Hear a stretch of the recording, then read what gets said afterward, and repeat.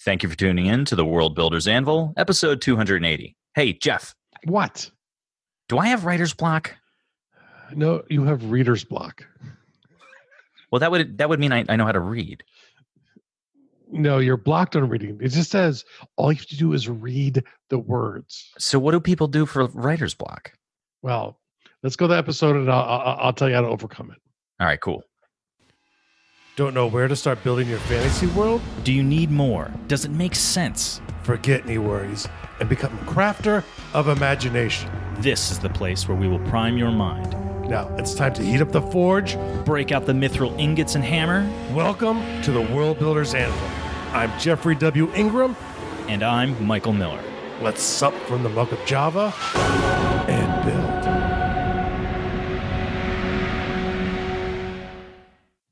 Welcome back. As always, pressing the record button. My name is Jeffrey W. Ingram. And thankful for Jeff's diligence today, I am Michael Miller. Yeah, this could be 13 hours in, and we got 13 episodes. Oh wait, no. I started. We had a kind of a shaky start based on timing, and I started recording the intro, and then Jeff's like, "Hey, we should probably hit record on one of the three ways that we normally try to record this show," and not one of any of those three ways had been digitally started. I was like, I don't even have Audacity open, and I'm trying to do the intro. Yes. So today we're talking about writer's block. Not reader's block. I don't even know what that is. I think that's just blindfolds, right? Yeah. Oh wait. I have to take these things off of my eyes. Yeah, with these things over my face, it totally blocks my reading. So there we go. We've solved that one. Yes, reader's block, done. Want me to do the shout outs before we get into it? Yeah, before we get into it here, we've had another big influx of people into the facebook.com/groups/undercroft. See, I don't even give Michael a chance to do that this time. That's good. You shouldn't. But yeah, go ahead and give us some shout outs. Yeah, it's so great to see so many people continuing to jump in and hang out with us. So thanks to all of the following people, and a big invitation to everyone who hasn't joined yet. We had our first page join today, Dwarf War. So we're just announcing the whole page on that one. Mm-hmm. But then we have Elle or Ellie, I think it's Elle, Katrina, Dave, Knight, Brittany, Linda, Heather, Eric, Kathleen, Trinity, James, and Jed. Welcome to the close Facebook group, the Undercroft. I love you all, but Eric seems extra special to me for some reason. I don't know why. I think that's because it's your son's name. Yes. Even though I go for the more traditional spelling. So it's also a significant character in your book. So you have a really big, warm, soft spot for the name Eric. I have a very warm, soft spot. My wife actually made me change the spelling of the Eric who shows up in my world, who does show up in my book as well, to match the way that she wanted to spell our son's name. So nice. So you had to go. So you had to go into a Word document and have all the do a massive find and replace. All the Eric changes. Yeah. Sure that won't cause any editing issues. So whatever. I have enough editing issues as it is. So why don't we start with a definition? What is writer's block? So writer's block is this nebulous thing that people like to talk about. And but it's essentially where you sit down to write and you get stuck. For whatever reason, you can't move forward. So like in the chair, like while you pull up to the desk, you can't get close enough to like maybe you just close enough to the keyboard. That's the easy one to solve. You just stand up, readjust the chair, then sit down again. But that's not usually quite so easy. I wish I'd had this advice in high school. I was terrible at writing papers for this reason. Yeah. That would have explained your grades. Would have helped. Well, they used to call me fish in high school because my grades were below sea level. So I thought it was because you looked like the guy from Barney Miller, but I guess that was a different reason. No, different guy. But yeah, so essentially, writer's block is literally where there's like something mentally really that's preventing you from being able to write, and it's usually something that you need to write on. It could be a paper for school. I know anytime you sit down to write with purpose, sometimes you can't achieve that purpose. And a lot of times, in the Facebook group where people message me because they get stuck, I've heard a lot of stuff. There are a couple of resources that I use, and I'll mention them as we go through. And there's actually a new one that has just come out, which I've not checked out yet, but it's from a trusted resource, someone I use. So I'll mention that as well too.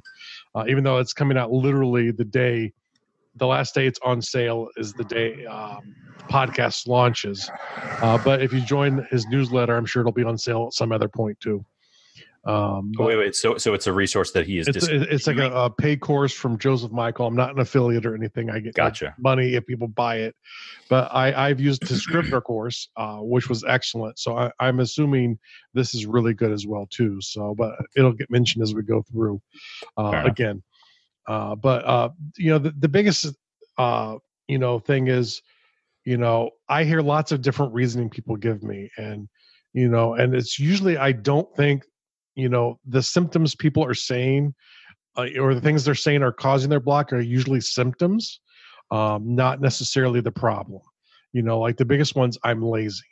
And once again, we'll get to that in a second too, but the thing is, usually the things that come into the surface of your mind when you sit down to write and you get stopped are not really the problem.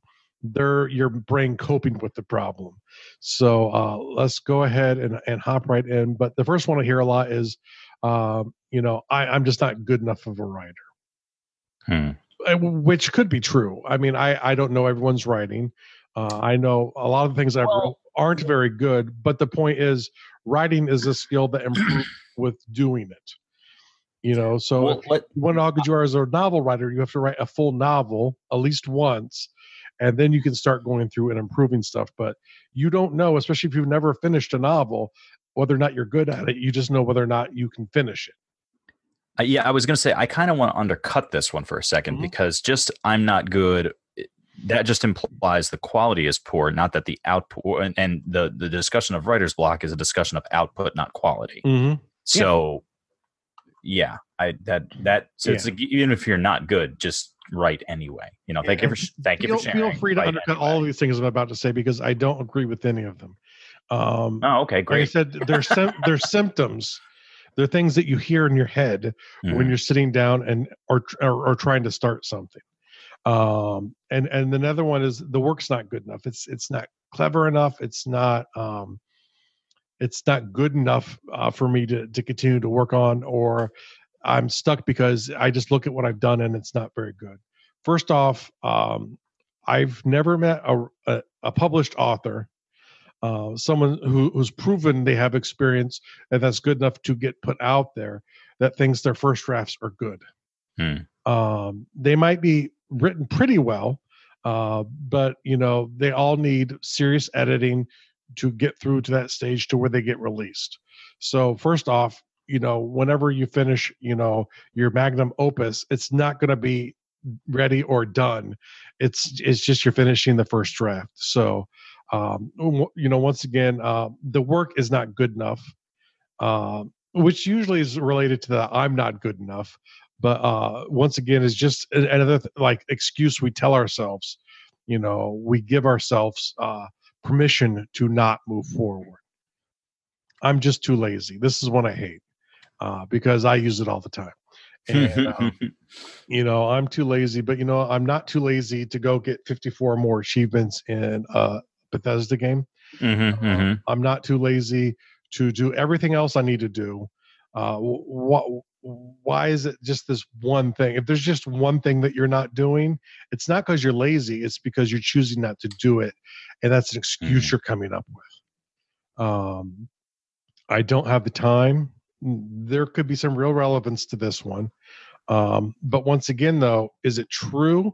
Have you looked to try and create time to do it? Usually when people talk to me, they haven't. They just say, I don't have the time. I work. I have a family. Well, yeah, get in the line. So do most other people. So do most writers. So do most published authors. Yeah. And sometimes, a lot of times most writers' jobs isn't writing, or at least not, their novels. They might be writing like journalists, but they're still, it's it's two separate things. I mean, in general, unless you get really established and have a decent library of books, in which I've, from talking to people, it's kind of like, at least 10 books that are out there. You probably don't have enough writing revenue coming in to pay for yourself to do it full time. And even then, you're still going to sit around and you're going to come back with some of these excuses. Because even, the most established writers, I've even heard Stephen King talking about being stuck writing and what he does, and which is interesting. Well, yeah, and by interesting, you mean cocaine. Oh, no. At post cocaine. Okay. It's after the cocaine years. Gotcha. Writer's block, cocaine. The next one is the how-to by Stephen King. Yeah, the how-to. That one shouldn't be too hard to figure out. Actually, I seem to remember he was a hell of a drinker too. He might have been. I'm pretty sure he was. I don't know if he still is. Yeah. Another one, which is very related to the other ones we're talking about, is I'm too stupid. I don't like this one either, and I also use this one on myself. Really? Yeah, of course I do. You do? Yeah. That shocks me. Yeah. You're one of the smarter people I know. Thank you. I appreciate that. And logically, when it comes down to it, I am a pretty intelligent person. And so once again, it's these voices that pop up in your head that stop you from moving ahead with your writing. And the truth is they're never real, and they're always way too harsh. They're way too harsh. There might be some real legitimate fear or problem, but you end up using these voices to beat yourself down, and you end up focusing on them instead of being able to get to writing. And the last one, and this is one I used for several years, is I'm not a writer. I'm a storyteller. I'm a world builder. And I'm going to give my first shout here to Jeff Goins, who did, I believe it's just called the Writer's Manifesto, which essentially is, all you have to do to be a writer is write. Mm-hmm. And so that is the easiest problem to solve. I really suggest go to jeffgoins.com. There'll be a link in the show notes to it. He has a lot of stuff for writer's block. He has a lot of stuff for writers to help encourage and get you moving. I think he typically works a lot, just from reading his stuff more with nonfiction writers, but the relevant stuff like the Writer's Manifesto and, the inspiration to actually pick up the pen and write, Jeff Goins is a wonderful resource. So he's one of the, first suggestions. I'll throw him in a bit early. But now, from talking to people, I've really kind of figured, just from talking to people, this is a non-scientific study, is that there are three big bucket areas that really stop people. The first one is imposter syndrome. And I think this is a really strong one, and a lot of people think of it for people who are trying to write nonfiction, like I'm trying to write a book on time management. Who am I? But I also think it shows up a lot for artists, because a lot of people don't think that they have the artist chops to be an artist. And ultimately, to be a known artist, it's really finding an audience. Ultimately, that is the only way you can prove you have the chops, because all the time you'll read about successful writers and people will argue over how good of an artist they really are. But ultimately, if they're entertaining people, bringing them joy, or delivering, maybe negative feelings, if that's the purpose of their work, if their work is achieving what they want it to, then they are succeeding as an artist, irregardless if you think you're better or not. Stephen King comes to mind too, as I always hear writers compare themselves and say how they're so annoyed because they're such a better writer than Stephen King. However, he keeps selling, billions of books every year, because he writes, I think, over 2 million books a year. So, yeah. So sure, he has a real head start on most people because he's really prolific as a writer. In that last sentence, he wrote like $2. Yeah, exactly. And so the thing is, all you have to do is find an audience to prove that you're an artist, and you don't even have to be commercially successful to be an artist. Many artists aren't commercially successful. I mean, maybe some of you will never really even try and release your work, on a large scale and try and sell it. But, is what you're doing bringing entertainment to the audience. And if you're doing it for yourself, you're the audience, right? And so, really, once again, doing the work, much like like Jeff going to say, being a writer is doing the work is what makes you someone who is eligible to release it. And, by all means, get editors, get beta readers. And if they tell you to stop, maybe you stop sharing it, but you can still do it if you like it. Ultimately, once again, it's your audience that determines whether or not you deserve to be there, and no one else. Would you say imposter syndrome also covers, and I haven't read ahead on the show notes, as normal.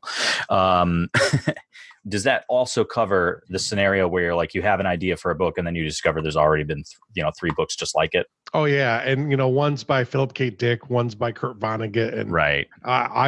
they're much better writers. It's been done. Yeah. There's no need for me to write this because, someone else wrote it better. And while that's, objectively true, like that you could say, subjectively true, you can say, oh, well, yeah, this person absolutely wrote a better book on this subject than I ever could. It doesn't matter. Your perspective is what makes it unique. And I'd argue you don't know until you've written a book. That's a super good point. So, that's a super good point. Until it's complete, you don't know if yours is not better than Philip. And trust me, there's lots of stuff I've written that will never see the light of day. I've done experiments over the last couple of NaNoWriMos, and I didn't like either one of them. So I'll probably stop doing experiments in the next NaNoWriMo to get something a little more useful done to me.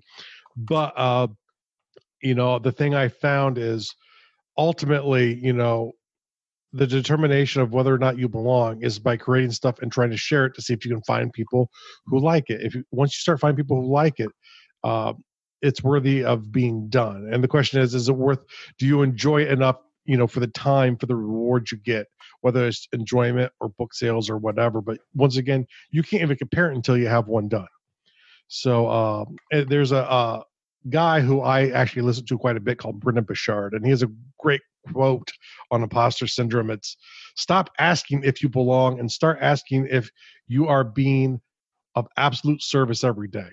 And if you're a writer, your service is to write and then to share.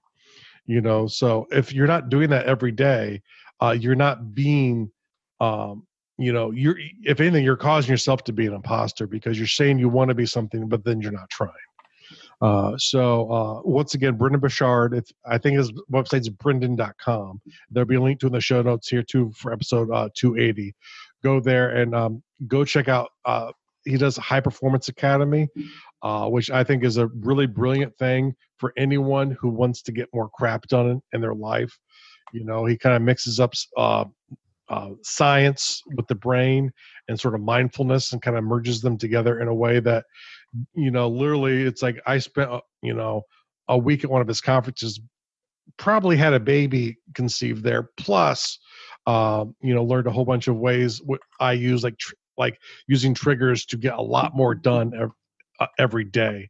He's the guy who also got me to go, you know what, if I have writing written down on my calendar and I have that writer's block, I will sit down and I will start writing for 15 minutes to prove that I have writer's block. And normally that in of itself is enough to overcome my writer's block, because once I get a few sentences down and they're horrible and I delete them, it gets my brain back into the story, and then I can actually start writing. A lot of times I can knock out an hour easy, sometimes 2 or 3 hours, sometimes all day afterwards. So sometimes, the act of just starting, ignoring those feelings of imposter syndrome, because it's not that they're wrong, right? It's that you're unproven. And, you have to try before you can say whether or not you are an imposter. You don't know. I like the starting bit too. There's 2 things that I want to say in response to that. Is the starting is great. You don't always have to commit to sit down and writing, 50,000 words, but just sit down to writing a couple sentences. And if they feel good and you like where they're going, then write more. And if they don't feel good, then write something different so that, you can walk away feeling good about it. And those 2 little things, you just sit down and you start writing. You know what I mean? And also you had mentioned, what's to say his name again? Brendan Burchard. Brendan Burchard. Look up Tim Ferriss as well. He's also a great motivational writer. Yep. And I find a lot of times, you hear a lot about people talking about fear.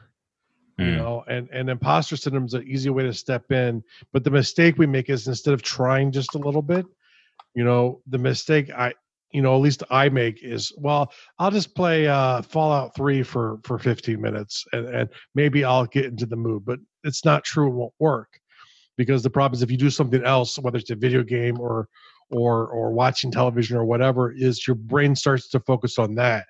And then if you try and write again, your brain still has to transition. And that transition is a very tough thing, no matter what you're doing, whether or not you're moving to writing or you're moving to some other task in your day. The transition period is where you'll lose most of your time, and sometimes is the toughest period, to get through. So don't let the fear grip you. And a lot of these things maybe even have a root cause of fear. But my thought is, on top of fear, one of the legitimate reasons is we're not prepared enough. We think, I'm an artist, and all artists just sit down and art flows from them. And that might be true for some artists. I can't speak for all artists, but I find my most productive writing is when I have a good outline. I know what this 3-stage act is. I know what all of the characters are. And sometimes if I'm stuck writing it, I need to spend more time on getting to know the main character a bit more before I start, or one of the other important characters in the book. And my lack of knowing them is making it hard to start, because I don't see how it's all working together. But when I do the proper prep, I can start visualizing the flow of the story in my head, and I can start producing chapters. At this point, I have written 3 books that will at some point be released, if I can ever get my editing situation squared away. But the thing to keep in mind is, even if they're not released, I'm still a writer, because I'm writing, and I'm writing novels. So the thing is, I'm not an imposter for doing that, because I've done that. They might not ever be the biggest books in the world, but that's not why I'm doing them. I'm doing them because I enjoy getting my some of the stories out of my head. So the thing is, sometimes it's in the prep, and we have several episodes we've done before on outlines, world building, but not over, create that framework we've started talking about a little bit more frequently for the world. And not, you don't want to get lost in the prep, and that's something you have to watch out for. Yeah, it's easy to do, especially if you're choosing to write about something that you don't have a lot of knowledge or experience with. Yeah. So then you just start getting, But my thing is really just get a chapter outline written, get the outline of the book written, and then start filling in chapters. And sometimes if you're stuck on a chapter, outline what you think you want to have happen in the chapter before you start writing it. But just get that chapter outline. Try not to go too much beyond that, because that's when your, fear, maybe your imposter syndrome is getting you to over prep. But, the thing is, if the problem is you don't know where to start, and you're scattered and you're lost, it's maybe because you haven't actually prepped it all. But so do at least a chapter outline before you start writing. Like I said, you should be able to visualize a story kind of moving in your head. For me, that's all of the stories that I've successfully written, all of the novels I've successfully written. I've kind of had a feel for how the chapters were going to work together and flow before I started writing them. And I did have lots of words written down. A lot of it was writing something here on this character, write something here on this character, just to get familiar enough with the actors of the story. And also, when you feel lost sometimes, you do have some research you need to do. But here's the thing is, there's this idea of a paralysis by analysis, which is easy for writers, I've noticed, to fall into, from the writers who I've talked to, right? Is because then they start going, well, I need to prepare, so I have to learn every type of story structure. I have to go to all of these different things and figure out how to do everything. Julie Stoyan, who does nothing about nonfiction writing, or nothing about really writing in general, she's like she's like an entrepreneur or marketing person. She always said, whenever you're trying to work and figure something out, go, what's that one thing I need to do the next step? The only thing you should research is the one thing to do the next thing that you have to do to get done. And that's something that's really kind of liberated me, because I could spend years watching videos and going through and learning structures and all of this stuff and never move forward, because, the fear is creating a paralysis in you, and it's forcing you to go back to educate. So when you feel lost and you do have to do some research, but only research enough to get exactly what you need to do the next thing. If you don't know what the next thing is, do a little bit more prep. If you know what the next thing is, but you don't have the information, do just the research to get that next step. Not the 2 steps away, not 3 steps away, just enough to get through the next step. And then when you get through that next step, if you're still stuck, start reevaluating again.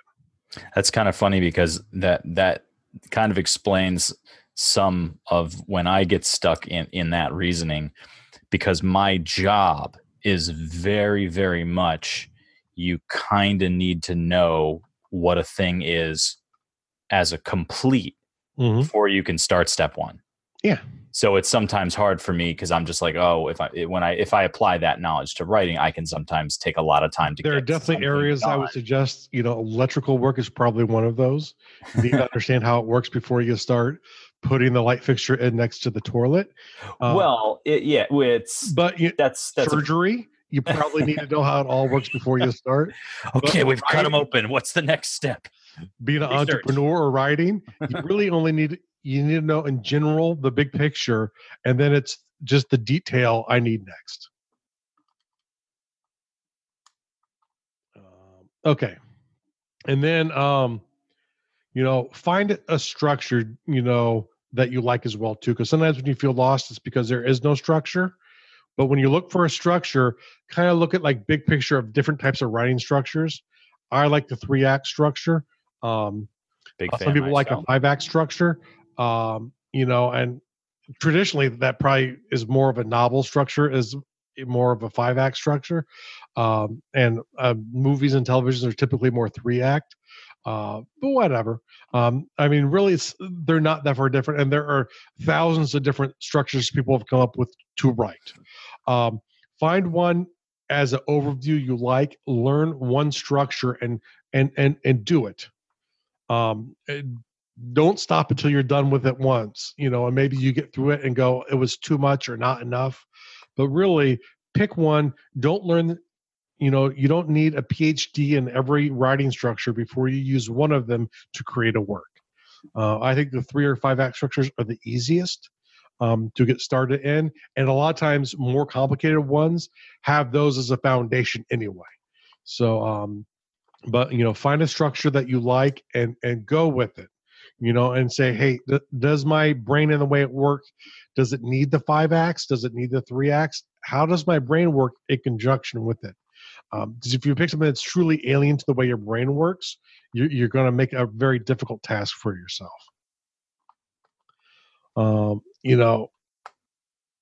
But as you go through, this comes to troubleshooting, which Michael has to do in his work a lot. I've had to. Most people have to come across it, but it's when you're going. You start something and you come into a problem, and you learn you have to fix it. So the problem is you have to be able first to find exactly what the problem is. Like if Michael walked into a house and flipped the light switch on, the problem that was causing the light to not turn on might not be in the wiring. It might not be in the switch itself, or maybe it is, but he has to kind of figure out precisely what the problem is before he can fix it. So you have to be able to literally identify what the problem is. And one of the things I was always taught, and this doesn't necessarily work across the board, but it does work really well for abstract things, is come up with 3 resolutions. One's going to be, what happens if I do nothing? A lot of times when it's writer's block, it's just stop, and okay, what's the cost to that? Well, I'll never get done. What's the benefit to that? Maybe I would enjoy doing something else more, or whatever. You have to go through that exercise yourself. Come up with 2 other solutions whenever you're really stuck, and go, okay, here's alternate A and alternate B. So a total of 3 solutions, one of which is doing nothing. and say which one has the best benefit versus the risk to me. And once you've gone through and identified what the best solution is, you do it. And it's not always going to be comfortable. It's not going to always be easy. And sometimes there are other things you have to work through to do it. But, once you know how to fix it, go through and attempt to fix it and see where you are, once you get done. But, you have to go through basic troubleshooting whenever you come to any problem. And when it's writer block, sometimes there are really specific things that are causing you to stop. So sit there and evaluate. One thing I always like to think about too is this just one of those voices being rude to me in my own head about me, or is this something else? So once I get through that though, and I realize, okay, I really just don't know enough about, let's say, the structure of, ancient armies to feel comfortable in writing this next chapter, I need to start doing some research. Okay, let me look for a couple different variations to figure out which one I think will work best for my work. And the reason I say, don't jump to surrender, that's the easiest one. Sometimes it'll give you a short-term endorphin boost. Like, okay, I've given up on it. It's done. You get the short-term endorphin boost, but these types of problems, when they're not solved, can affect your other relationships. Maybe you start becoming bitter because, well, the excuse I keep using is I have a family and it's their fault I can't get this book written. That can cause relationships with your family or your friends. Blaming yourself even, if you start tearing yourself down over and over again without looking for a resolution, you have to go through and you will affect people's perception because you keep telling them that you just can't get stuff done. So, these kind of problems have a way to leaking out in your actual workplace, in your family, and with your friends if you just leave them unresolved. There's a reason why you're an artist. There's a reason why you listen to 280 episodes or so of the show. It's because you have this thing in you. And if you let the block stop you, if you don't spend the time to try and assess, is this a real problem? Is it one of those three problems of fear, imposter syndrome, or being lost? If it's not one of those things, which it probably is, let me know, because I'm always looking. Like I said, this is probably going to be a growing list at some point, but usually they can fit into one of those three categories. Is I'm lost, I don't know what to do next. Well, I have to figure out what to do next. I have fear. I have to learn how to overcome that fear. Or I have an imposter syndrome, which for me, trying is the only thing that can get you past that. But if you can't identify one of those three things and then find the specific root problem and then just figure out those three solutions to get past it, basic troubleshooting will get you through writer's block. And it might take a couple efforts. It might take a couple sessions if it's something that you're really stuck on. Because sometimes, what we choose can have really complicated bits and pieces. Just because one attempted fix doesn't work, that makes you feel comfortable to move on past it. It doesn't mean that you can't come up with a solution. It just means the one that you tried wasn't good enough. Maybe you have to retry and the details of how it works. Maybe it's trying to find a different solution.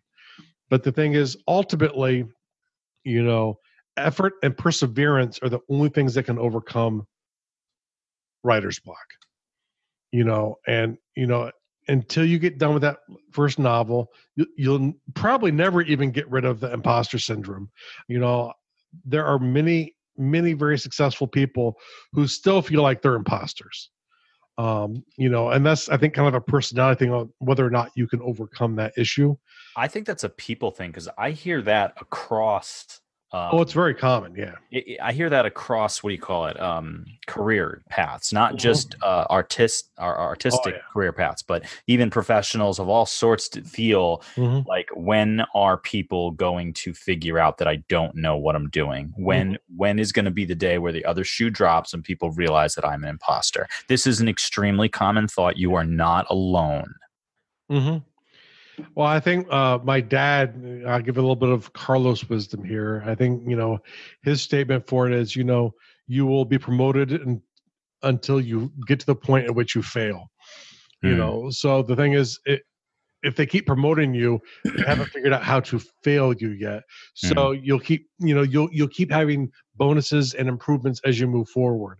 And when you get to that point, you'll typically get stuck if you continue down that path. But then you'll know where that point is, because you'll keep improving along a path until you fail. And that doesn't mean any individual failure means you're at the end of the path. It just means if you can't find a way past a certain problem, that's when you're finally at the apex down that path, and you have to then start over, or go a different path, or sit there and go, I'm comfortable with where I'm at. Sure, I'm not the best writer, but I sell a few thousand of each of my titles every month. That's good enough for me. The irony is that, like, in an old industry I used to work in, one of the adages was you should always be working an occupation you're not quite qualified to do. Yeah. Like every time you're on a new project, if you should be stepping into the next position above the position something that's challenging, the last one. Yeah. Right. So it's like, oh, well, I'd be really great at the assistant job. So the key job is the one that I should be doing because it's harder and I would probably screw it up. And so. Well, and there are countless really successful people who will always attribute their success to failures they've had. And ultimately, I've not done research for this episode on this, but failure is the number one thing that teaches us. And until you fail, you don't know how good you are at something. And until, like I said, and until you get to where all you can do is fail, moving anywhere else in that direction, you don't know what your limit is. I'm not a rosy person who thinks that, you can do anything if you just put your mind to it. That's not true. I could not be a brain surgeon. But, if I tried, I could figure out how close I could get. I will never know how close I get because I won't even try. And it just, one, doesn't interest me enough, but, and so that's always part of my calculus when I do it. But, thing is, when something does interest me, I want to fail because I know unless I have that failure, I won't succeed. No one is that lucky, or very few people. Maybe there's someone out there, there's always an exception to prove the rule, I'm sure. But most of the people who you think haven't, do some research, and I bet you'll find that they are, what is it, a 7-year overnight success? Is that the average? I thought it was 8 to 10, but yeah. I don't know what the exact time is. They've actually done studies on it by talking to people who've become famous in their field and who have been classified as an overnight success. And most of them, will say it was after years of really hard work that people considered them an overnight success. So, don't get caught up too much in that, but remember, always think about what is that big bucket. Is it imposter syndrome? Is it fear? Is it lost? And just because the first time you identify it as fear, which is probably the most common one, I think, doesn't mean that it doesn't shift. You will have all three of those areas at one time or another poke into your brain to try and stop you. And the next time it might not be the same reason. So just take a step back, try and figure out where does it fit into those three things, and then just go through basic troubleshooting and try and find those three ways to get past just the next thing that you're stuck on.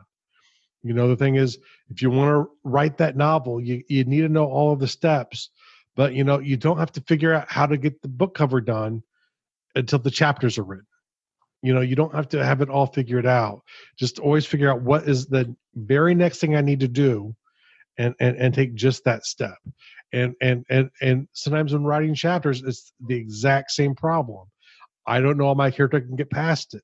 Maybe I do need to do some research to figure out what are some ways to solve a certain problem. One maybe might be magic, but even with that, is how is the magic going to work? Within the rules of my world to be able to solve this problem. Maybe one's coming up with some tool or some technique that has been used in the real world that the character will use. Well, what are some ways people use to get past this problem? do some research, but only to get through that chapter. That is a good place to go when you get stuck, and always try to write. Always try and write it out. And if it doesn't quite work, sit back the next time and review it to go, is it a problem with the execution of the writing? Or is it a problem with what I chose just doesn't fit the narrative? So I hope this episode was useful to you guys. And so for your world building task of the day, I want you to sit down and spend 15 minutes writing the next time you feel stuck. That's what I was going to say. Pick a time. Go get some writing done. And get some writing done.